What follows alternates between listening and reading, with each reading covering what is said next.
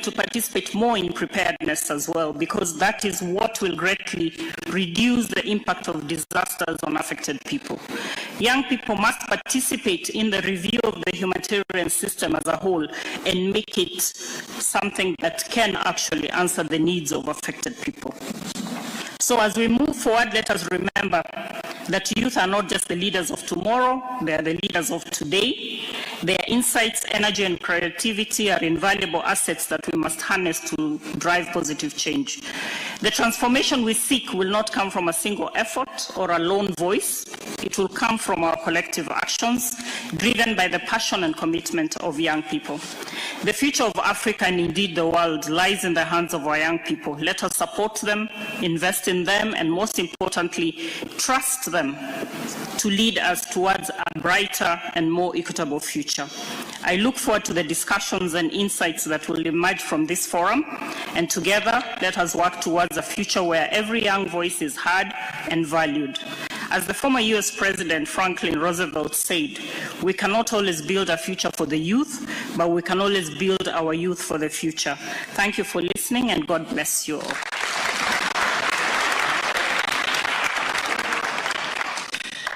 Thank you, Dr. Asha Mohammed, and you are within time. Much appreciated for your time management. So again, before I call on to the stage our next speaker, to again re-emphasize the message, please let's use the hashtag. It's there displayed, Youth Forum, on all social media platforms. It's also live streamed on Facebook and also on X, formerly Twitter. We want to hear your feedback. It's not going to be a conversation that comes from one end. It ought to be a conversation with you as well, to develop that channel so that we can hear your feedback as well.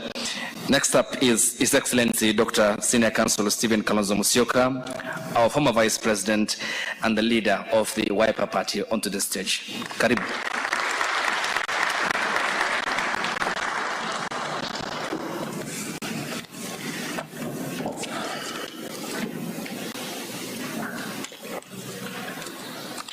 A very warm Nairobi good morning.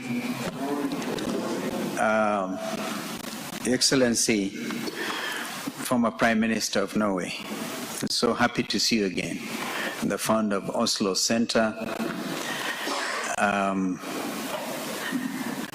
I've also seen my good friend Tora, Brian Tora. You gave him to us, and he's been wonderful in shaping our democratic practice in this country. So the Oslo Center, and Norway in particular, have been wonderful partners in the journey that we as Africa, and more particularly as Kenya, have undertaken in our democratic transformation. So it's so good to see you again in Nairobi. I have a problem with pronouncing Norwegian names because they're not easy, including that of Finn, the executive chair of the Oslo Center. I also want to recognize my fellow panelists here, Governors Timami of Lamu and Sakaja of Nairobi, and our sister Dr. Asha, who has been so elaborate in identifying the role of the youth. Allow me then to extend my greetings to all of you, Excellencies, as well as the Secretary General of Muslim World League, who may not be here. He's been very kind to also co-sponsor this event. Distinguished visitors, fellow leaders and elders, and our youth present today at this place, which is also very significant, the only UN headquarters in the whole of the third world. Whenever I come to Gigiri, I remember the long journey of how the late Secretary General Kofi Annan had to go out of his way to make Nairobi a UN headquarters at the same level as New York and Austria and Geneva, then Nairobi. So it's wonderful to be back at UN headquarters in Gigiri. It's also both an honor and a joy to be here today to formally start this important conference, which is being co-hosted, as I said, by the Oslo Center and the Muslim World League. I want to express my heartfelt appreciation to the Secretary General, the Executive Chairman of Oslo Center, and the Country Director of Oslo Center in Kenya and Somalia, on Phoebe Mungai. She's been wonderful in also helping political parties in our country to get along. Ladies and gentlemen, the subject of breaking barriers through intergenerational dialogue is so timely because the youth in Kenya have actually shown the way. They've literally broken the barriers. And I'll elaborate and illustrate that example of the Kenyan youth. In Africa's current socioeconomic and political landscape, the theme of breaking barriers through intergenerational dialogue is equally vital. That this conversation is taking place in Nairobi, as I said, is absolutely, and as it turns out, very timely. Africa's youth population is one of our most valuable assets. Youth are more than simply tomorrow's leaders. We've heard our sister Dr. Asha say, the leaders of today. They offer new viewpoints, unlimited energy, tribeless structures, and a desire to innovate, which may propel our continent ahead. However, this promise will only be fulfilled if we actively engage in meaningful intergenerational discourse. Intergenerational discussion facilitates exchange of ideas, wisdom, and experiences between young and the elders. This reciprocal learning process has a potential to increase understanding, lessen generational conflicts, and establish a unified front as we solve our continent's difficulties. This type of discourse allows us to overcome gaps, share our rich past, and collaborate on sustainable development. Excellencies, ladies and gentlemen, many of you, whether you live in Kenya or follow from abroad, are aware of the Gen Z and millennial-led nationwide rallies, which have permanently transformed the political discussion in Kenya, in my opinion, for the better. Disenchanted and alienated by the political leaders, Kenyan Gen Zs and millennials use their constitutional rights, notably under Articles 1 and Article 37 of our country's Constitution 2010, and organize weekly non-violent rallies via social media platforms. Amazingly, at some of those forums, they would call political rallies, which would record upwards of 800,000 in attendance.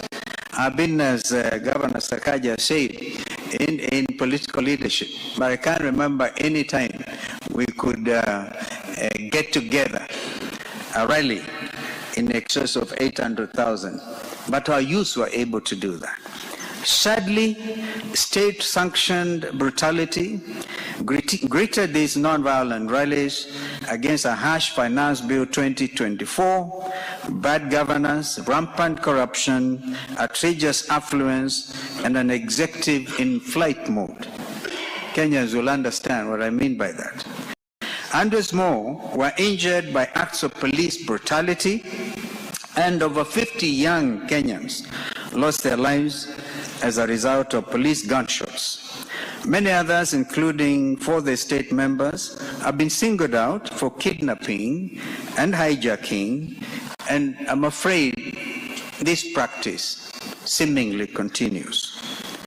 In addition to the peaceful Maandamano protests of previous year, during which the security agencies killed over 75 innocent people and injured hundreds more, we calculate that over 300 young Kenyans have lost their lives, especially in light of the unclaimed bodies in some of our city morgues, because they dared to engage in dialogue, because they dared to break this intergenerational barrier.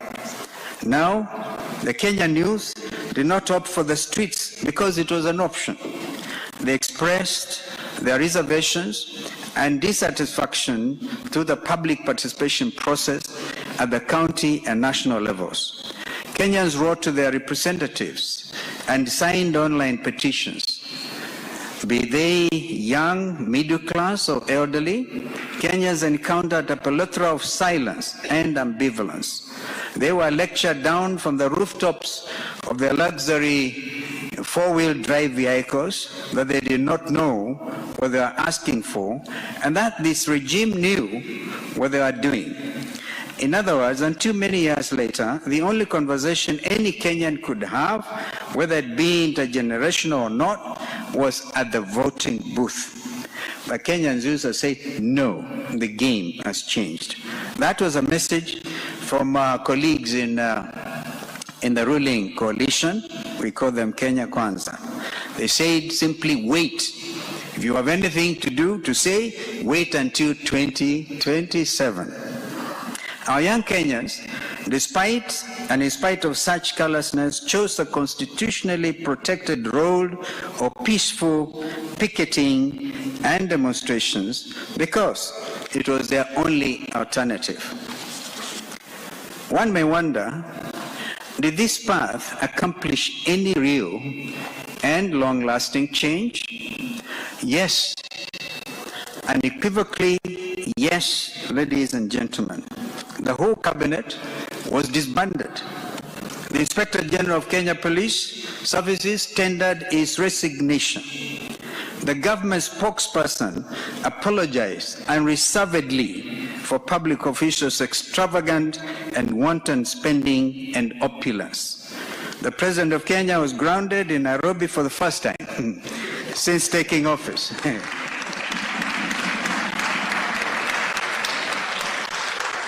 At some stage, was even barricaded in the State House, Nairobi, actually, and compelled to re-examine is the functioning of his administration.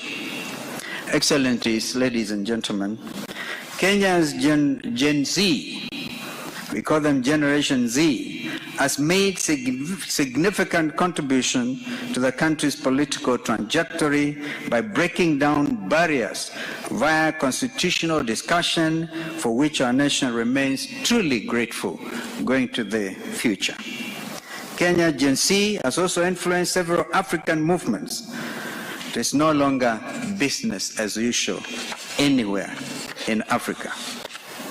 Ladies and gentlemen, Excellencies, one of the primary goals of this conference is to investigate how governments may actively engage youth in development processes. Token gestures are insufficient.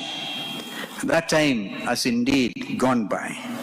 Here in Kenya, the Gen Zs, the millennials, and I heard Governor Osakaja say he's a millennial, and Kenyans at large say tokenism is insufficient, indeed is unacceptable. Youth participation must be meaningful and impactful. Any government worthy sort should abandon the habit of deception and falsehoods to the youth. If one's manifesto declares unequivocally that it is youth-driven and directed, the assumption and presumption is that once elected, the representatives would be youth-aligned and focused. Anything less, the Gen Zs are proven, is a betrayal of the hopes and aspirations of the electorate. We have to get beyond the idea that young people are just hoodlums and cogs at political events, only sometimes to provide security. This indignity must surely end. We require a new deal that at its critical heart seeks and sees the youth as equal stakeholders who have a crucial role in shaping our nation's future, building a shared prosperity that will be the envy of even our more developed partners. But conversation by itself, Excellencies, ladies and gentlemen, I submit, is insufficient. We also need to be dedicated to locating and removing the obstacles standing in the way of advancement. These obstacles might have the origins in societal conventions, cultural standards, or even antiquated laws that no longer meet our requirements. Through raising awareness of these problems and having constructive conversations about them, we may develop solutions that work for all future generations. As we remove these obstacles, we open the door to a more equal and more inclusive society where everyone, regardless of age, faith, can contribute to the advancement of our country and our continent. Finally, Excellency, require mentoring, and I think the time for that is now, and I do not think they are averse to suggestions on mentoring, because they also require and be able to dig deep into the expertise that some of the elders will have gone through. The knowledge of elders, paired with the ingenuity of the youth, can result in intergenerational development that benefits the entire continent and indeed our respective African countries. Elders may offer guidance, mentorship, as I said, and a detailed understanding of our cultural as well as our historical context, while young people can contribute new ideas, technological breakthroughs, and a dynamic approach to problem solving. This collaboration should be promoted and institutionalized so that it becomes an integral part of our development plan. We must ask ourselves, how can we create opportunities for frequent engagement between youth and elders? How can we ensure that our engagement yields real outcomes that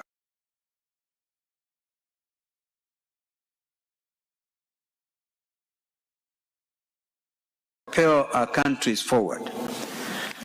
These are some of the questions, Excellencies, ladies and gentlemen, that I think will require addressing even at this forum.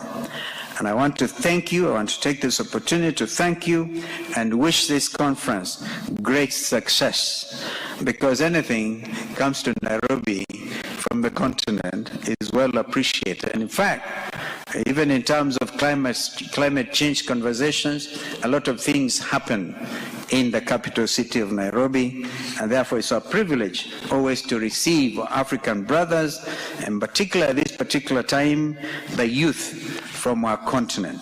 May God bless our own country here and bless the African continent. I thank you.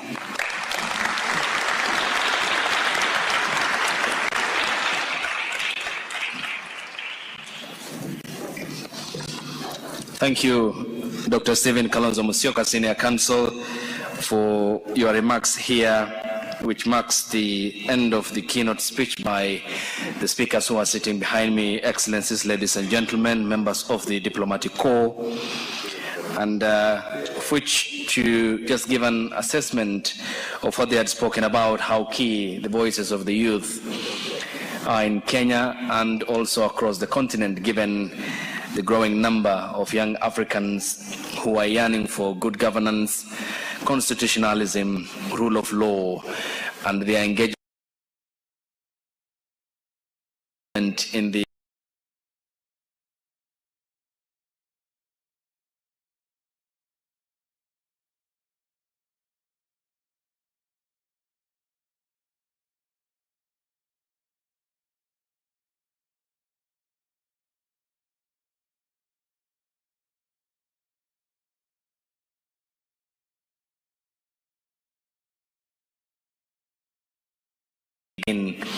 the government had to withdraw it because of the pressure. And the Oslo Center, founded based on democracy and good governance, is championing for the same across the world. And this congregation therefore brings together the voices, not to fight any political party or entity or organization, but to deepen our democratic credentials in coming together, and those of the countries in the region and across the continent and around the world. So I'll allow the Excellencies to take back their seats with respect respect Governor Timame, Governor Sakaja, Dr. Asha Mohammed, and Dr. Kalonzo Musyoka, as I will be shortly. Minutes. A round of applause for them, ladies and gentlemen.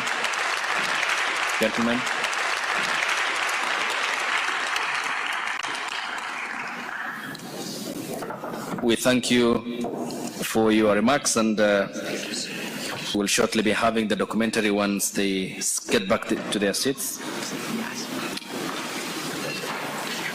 So all your spaces are marked for the sitting arrangements, ladies and gentlemen.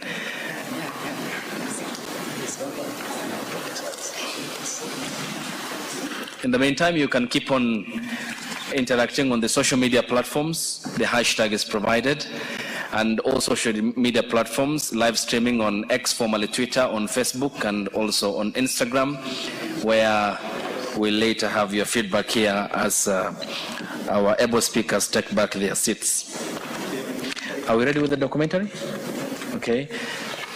So I think now we are good to go. So it's a 10-minute documentary, and this is emphasizing on the integration of young voices as change agents to meaningful participation in the respective governance models across the continent and the world. Let's turn our attention to the major screens behind me. Thank you. And later I'll be announcing the way forward.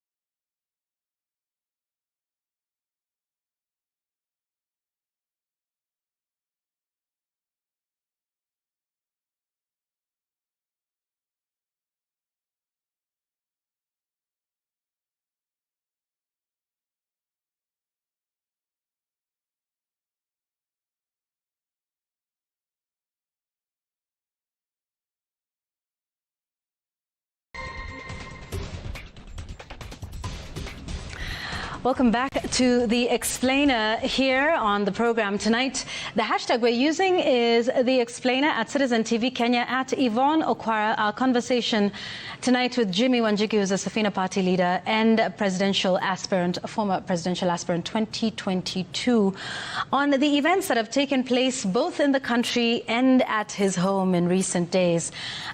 So, Jimmy, when we were speaking earlier, you talked about the events that took place in your home. I want us to get into that a little bit. For people who studied history and know your work in the country, you've been an insider. At least you were during the Kibaki administration. To the best of our knowledge, you were doing business with them, making proposals. What did you get wrong after that to then have two successive administrations seemingly coming after you? That's a wonderful question. I'm glad you started there. In 2009, William Ruto and Uhuru Muigai Kenyatta approached me. And they said they have a big problem called ICC. That ICC problem is going to jail them. It is going to destroy their past and their future. It is going to take away everything that they have if they are convicted. It will brand their names synonymous to Hitler. they approached me. And they approached me with the view that somehow or another, I was going to be able to chart a path for them that would get them to power to get rid of ICC. That is what happened. And what were you to get in return? I was to get this in return, and this is what I keep trying to say we had a covenant about. That covenant said this, that if the country saves you, you must save the country. I believed at the time it was a golden opportunity for what we in Kikuyu land call itweka. In other words, a break from the past. That means that with a new constitution and a new generation in power, the game will change. We will no longer go back to the ills of the past. You create something new, because what has been there hasn't quite worked. You must remember, the clashes of 2007 lost 1,400 lives of our fellow Kenyans. We were not going to go back to that sort of mess again, and we had a new template. So saving the country was going to save all of us. Okay, let me ask you. You say they came to you to help them with the ICC matter. No, to help them get to power.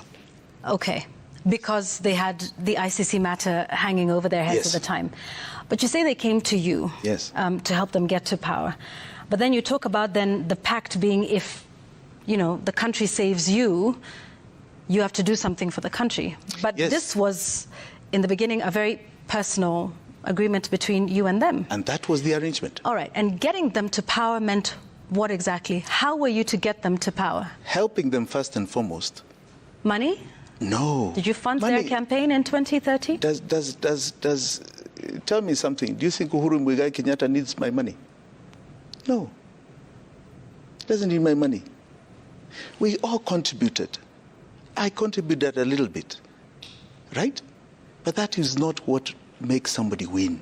Contrary to what public belief is, it's not money. It's a cause. You develop a cause, and the people buy into this cause. At that time, we sold two things, right? First, there was the unity of the country to take away the ills of tribal fighting. That was critical. Number two, we sold a new generation into power, digital versus analog. And we sold a cause for that growth. Now, that is what gets you to power. So my role in that, maybe they will define it better, but they felt I had the energy, I had the zeal, I had the capacity to be able to help them from 2009 go right up to an election in 2013 and win. In fact, at the time it was 2012. It was then extended. Now, they believed that I had that capacity. I know I had the capacity. And we did it. We succeeded. Then what happened? They broke the pact. It was no longer about saving Kenya. It was about themselves. It continued being about themselves. And very early in the administration of the Uhuru Ruto regime, by 2014, we were fighting. Principally because they broke that pact. We were three of us in the room. I even still have today the MOU of that government, the original. I have it. And the essence of it, they broke very early. You've never made that public. No, it was a promise I made to them. I'd never make it public, unless need be. They didn't even trust themselves with the original. And I'll never break that promise. So why talk about it now if you're not going to talk about it? I've been talking about it for the longest time. Yeah, but why speak up about it? Why speak up about it? Because you've asked me a question. Mm-hmm. You've asked me what is the genesis of this. So the genesis is they know me, both of them know me very well. They know me extremely well. What do they know about you that we don't? I saw your caption there. You call me Jimmy Wanjigi's Bond. Maybe they believe I'm James Bond. Do you believe you're James Bond? No, I don't. I believe in many ways more than others that everyone has certain talents and certain gifts. Everybody has got that. And I may have a gift or a talent or a calling of a particular nature in this country. So because of the falling apart of this pact, they've now been coming after you? You know, I wish they would answer it. I wish one day you can ask them. I want to tell you... Have you never spoken to them since 2014, let me say when things started to come a cropper? Let me tell you, in Uhuru's government, we never talked. We never talked after he came for me. All right? You must remember, I was even put in an obituary. I'm alive, but I was in an obituary in the Daily Nation. Right? So you tell me what that is. You know, you saw the Israelis, the issue of Hamas the other day, the Hamas leader. When you are put in an obituary in Palestine, that is what is called a death promise. And it's normally done by Mossad. And it happens. So we said at the time, it seems they want to kill us. Why? Because I was supporting Raila Odinga in the last election. Because of the Supreme Court order. What was it? Now, I want to tell you that they have an essence of my capacity. They have an essence of who I am. And there's one thing you need to understand in politics and in leadership. You know who your competition is. You know it in your gut, especially when you're up there. You know it in your gut where your competition is, where your problem is, who can remove you. You know it in your gut. There's one thing I do understand, this country. I understand it, I feel it, I live it, I know it, and they know I know it. You asked me an earlier question. Why would they kill you? In this incident of William Ruto, because I'd like to come here, I want you to understand there are two pillars of any government. There's the pillar of guns, and even the MOU I did with them was based on that. The pillar of guns and the pillar of money. Without those, a government cannot operate. All right? Those are the two pillars. A gun to protect people, to protect them, to protect money. And money to buy those guns. That is the essence of any government anywhere. I do not have guns. I am not a militia. I'm not trying to overthrow the government of Kenya. But yet you guns. say they're threatened by you. Yes, because I've gone after the money. I have been talking money for the last 2 years. I'm going after the other pillar. Because they have broken the constitution of this land on the pillar of money. And it is amazing what has happened the last 12 or so years. And especially now being perpetuated by this regime. The illegalities to this sacred book called the Constitution are phenomenal. Phenomenal. So gone after the money. And all we've done by going after the money is first and foremost educating the people. Telling them what their real problem is. Their problem is not the small numbers, and I call them small numbers in relation to the grand theft of the little corruption things we are seeing in governance. Okay. We will come to that. I want us to now bring it to present day and talk about Thursday, the Nane Nane protests. So tell us what that was about, because you drove to the streets, you were part of the protests, you supplied water and perhaps other supplies to the protesters, and then somehow this all ends up at your home. So I'd like to get an understanding of where you stand with the protests. Do you support the Gen Z-led? 101%. 101%. I support them. I support what they are doing. I think along the way, if you go through some of my clips from September, October last year, I've been saying it's going to happen. It was bound to happen because Kenyans are in pain. I support them 100%. It's in the Constitution. It's their democratic right. And yes, I have supported them financially. I gave them money when they were in bond. I have supported the supply of flags and water and all those things. Why not? I'm sure I'm not the only Kenyan who did it. Right? Because it's not against the law, right? I don't think they asked for any other support. I think people are looking for ghosts here. And yes, I appeared on Thursday. We got there about 3:30. We found the streets very empty. We found a small crowd on Kimathi Street. that were being tear gassed, had been held by police, and they embraced us. We went into the crowd, but it was no longer than 5-10 minutes, and we were being tear gassed out of town. In fact, it's the same group that ushered me into my cars and said, please, please go. These guys are going to be wild here. And then a car chase ensues after that? And a car chase, a vicious car chase, all the way to Muthaiga. We locked the gate, and that's when the siege began.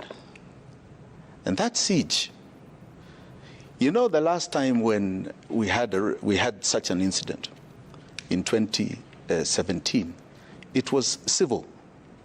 The police came in, they asked for me.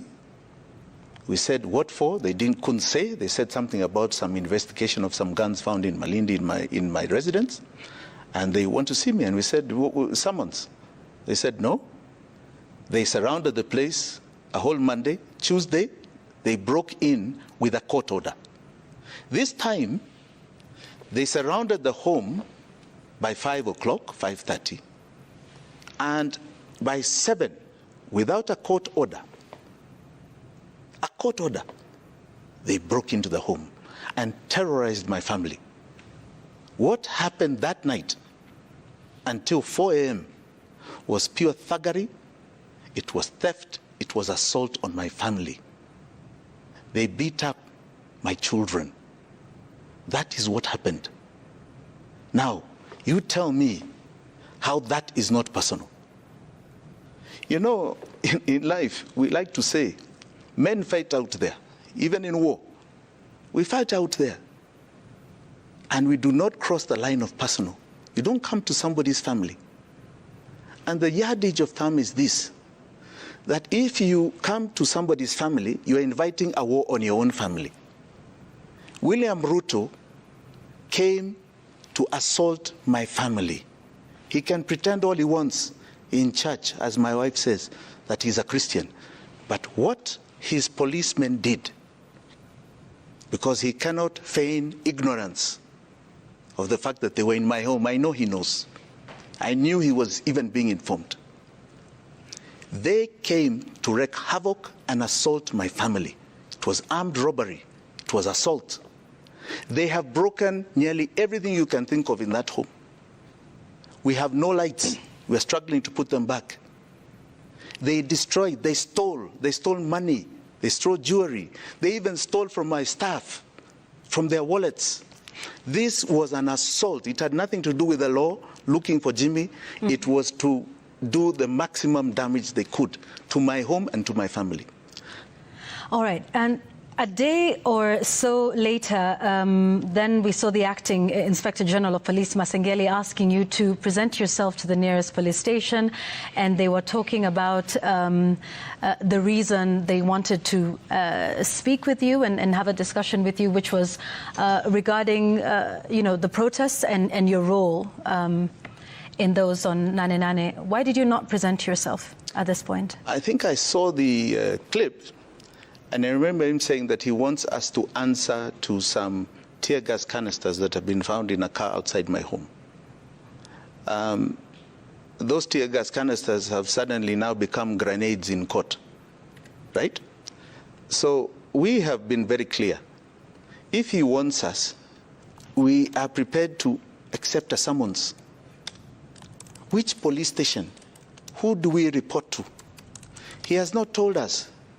So we went to court so that they do not arrest me, so that they do not come to my home anymore. Because even from that day, they had not quite stopped. They are hovering around outside. So we went to court to stop that. Now, I'm here. If they want me, come and give me a summons right here. They know my lawyers. They've been appearing in court. Tell us which police station we are to attend and who we are to see. We will go. But you are not going to announce to the nation on a microphone, right? We want him because we found tear gas canisters. And then by Monday, you're saying they're grenades. I mean, this is a big joke.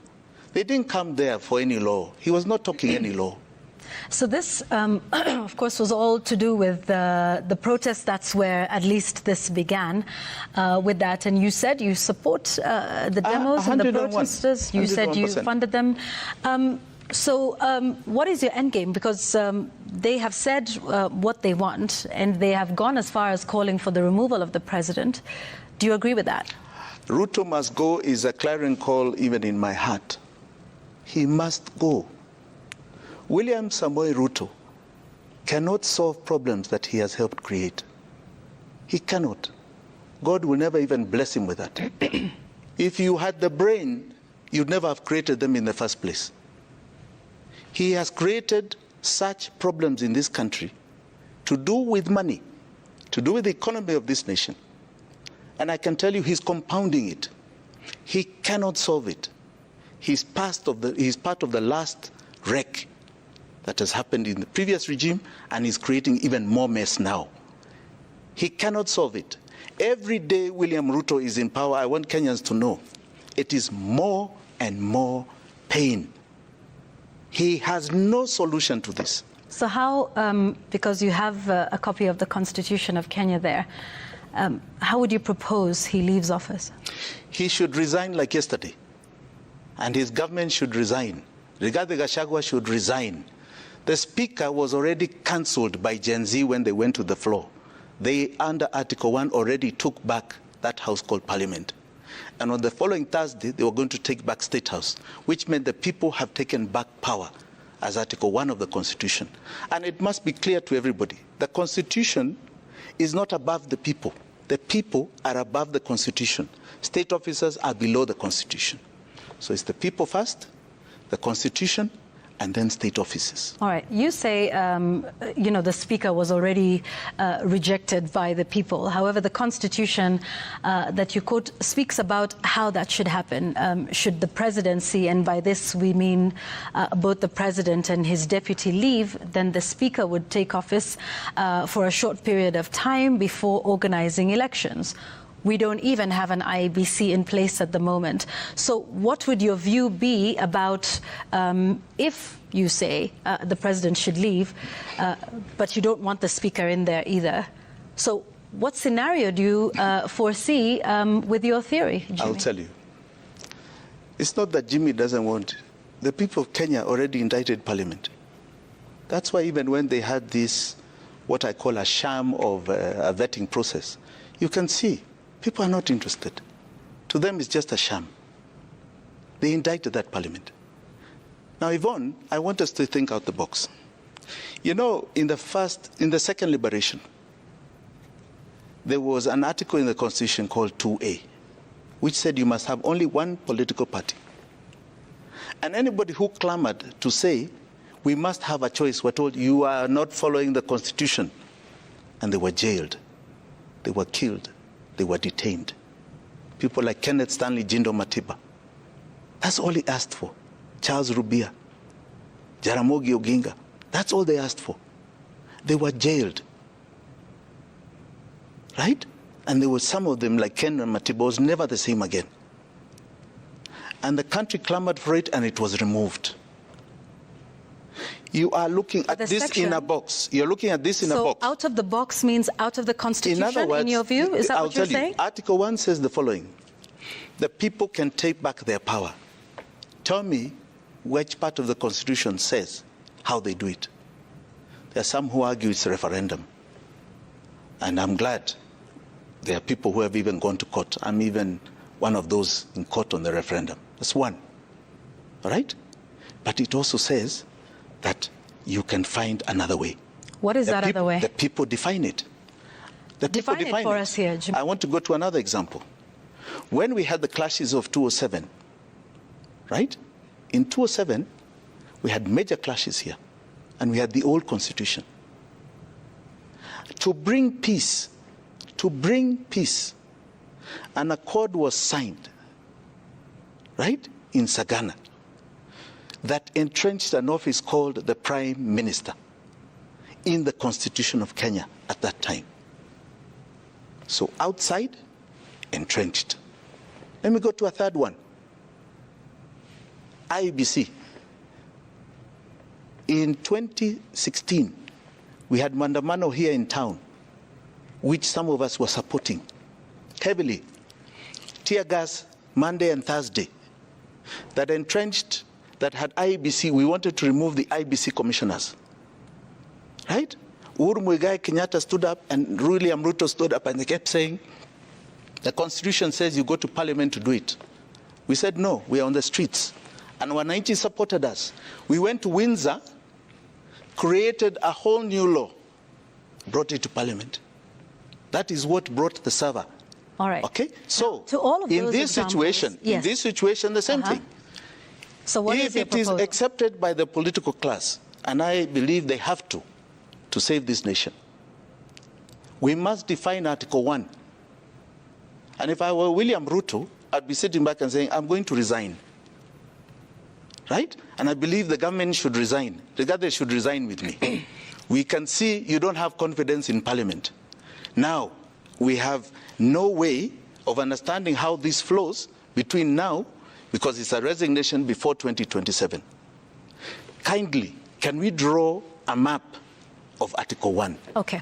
Right? Help me understand. And when you go to, yes. Jimmy, help me understand, because you've given examples before, and even then there was either committees that were formed, but they were also formed to interpret the law or create a new law, in which case we got the Constitution of Kenya 2010. You've obviously given this a lot of thought. Some thought. Yes. So what is that defining of Article 1 that you foresee? Because there's many Kenyans who are saying we have the Constitution of Kenya 2010 that also was to save the country from extra legal, extra constitutional measures such as this. And, this came from, this was a journey literally from independence, 1991, 1992, 2007, and a number of other things that happened then. So what do you see in terms of reinterpreting Article 1 that then says, based on what you are saying, that Ruto must go, then what happens? And how do we move the country forward? What is that roadmap that you see? Let me start by saying I debunk anybody who was saying that the people are restricted by the Constitution. The people are first, the Constitution is second, state officers like William Ruto's presidency is third. The people can even throw away the Constitution and decide we are going to operate as chamas or as fraternities and create another governance model. So please, anyone who is saying the people are restricted by the Constitution are fooling themselves.